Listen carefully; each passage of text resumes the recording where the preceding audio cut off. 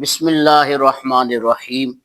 الصلاۃ والسلام علیک یا سیدی یا رسول اللہ وعلی آلک و اصحابک یا سید المعصومین۔ ناظرین و سامعین، السلام علیکم ورحمۃ اللہ تعالی وبرکاتہ۔ ناظرین و سامعین، جو بھی صاحب ایمان ہیں ان کے دل کے اندر یہ بہت بڑی حسرت اور تمنا اور یہ خواہش ہے کہ اللہ تعالیٰ انہیں زندگی میں ایک مرتبہ حرمین شریفین کی حاضری نصیب فرمائے، اللہ تعالیٰ انہیں اپنے گھر کی زیارت عطا فرمائے، اپنے محبوب کے شہر مدینہ کی زیارت عطا فرمائے، اور اللہ تعالیٰ جنہیں یہ زندگی کے اندر یہ شرف عطا فرماتا ہے، پھر جب وہ محبت اور عقیدت کے ساتھ حرمین شریفین حاضری دیتے ہیں تو اس وقت ان کے ساتھ جو سلوک کیا جاتا ہے وہاں پر بڑے ہی ظالمانہ سلوک ہوتا ہے۔ اب آپ کہیں گے جی وہ کون سا سلوک؟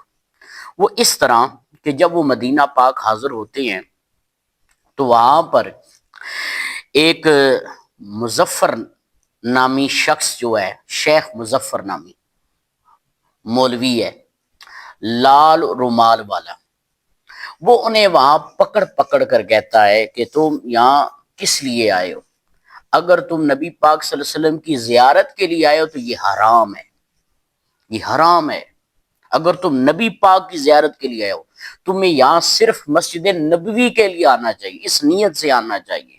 یہ حرام ہے اگر تم نبی کی زیارت کے لیے آئے ہو۔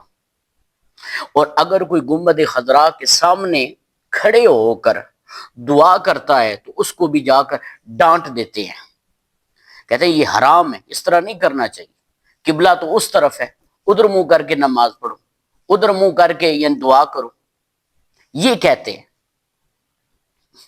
اور اگر کچھ سرکار کی جالیوں کو چومنا چاہے تو اس کو بھی اسی طرح کہہ دیتے ہیں کہ یہ شرک ہے، یہ حرام ہے۔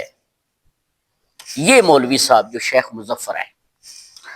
اب میری گزارش صرف اتنی ساری ہے کہ آپ کو ادھر تو یہ سب چیزیں نظر آ رہی ہیں کہ یہ شرک ہے، یہ حرام ہے، یہ بدعت ہے، تو جناب ابھی گزشتہ چند دن پہلے جو ریاض کے اندر ہوا ہے، نجد کے اندر جو کچھ ہوا ہے، اس پر آپ نے زبان اپنی بند کیوں کی ہوئی ہے؟ کیوں؟ ریالوں کا مسئلہ ہے؟ اگر آپ اتنے ہی بڑے دائی ہیں، تبلیغ کرنے والے، تو جناب وہاں پر آپ نے زبان کیوں نہیں کھولی؟ اتنی بے حیائی ہوئی وہاں پر، جو ڈانسنگ پروگرام ہوا ہے، اور بے حیائی کی انتہا ہوئی ہے وہاں پر، اور خانہ کعبے کا ماڈل بنا کر اس کے اندر ایک عورت نے ڈانس کیا ہے، شراب عام وہاں پر چلی ہے۔ تو میں پوچھتا ہوں کہ یہ جو شیخ مظفر ہے اس پر یہ کب بولے گا؟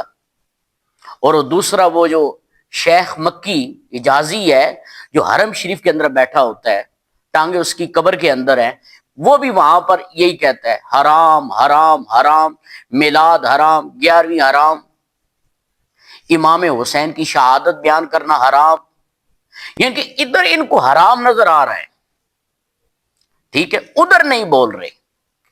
اس کا مطلب یہ پتہ چلا کہ یہ جو ہم پر فتوے لگا رہے ہیں اس کی کوئی حیثیت نہیں ہے، اس کی کوئی حقیقت نہیں ہے، صرف یہ ریالوں کا مسئلہ ہے کہ یہ ریالوں کی خاطر ہم پر یہ فتوے لگاتے ہیں اور ادھر نہیں بول رہے،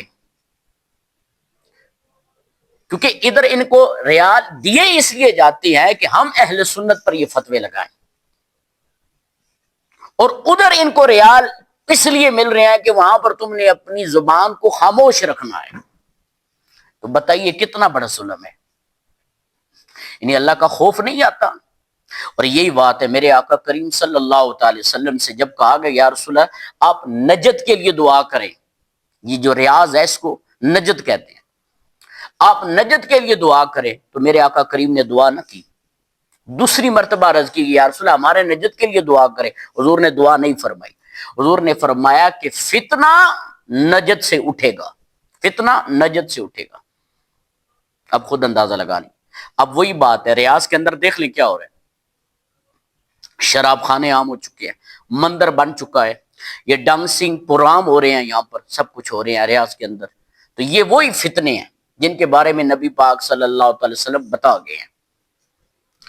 میسج صرف یہ دینا چاہتا تھا آپ کو کہ دیکھ لیں کہ ہم پر تو یہ فتوے لگاتے ہیں، اگر ہم جالی کو چومنا چاہیں، وہاں پر دعا کرنا چاہیں، ہم پر تو یہ فتوے لگاتے ہیں اور ادھر نہیں بولتے۔ اللہ کریم انہیں حق بیان کرنے کی توفیق عطا فرمائے۔ وما علینا الا البلاغ المبین۔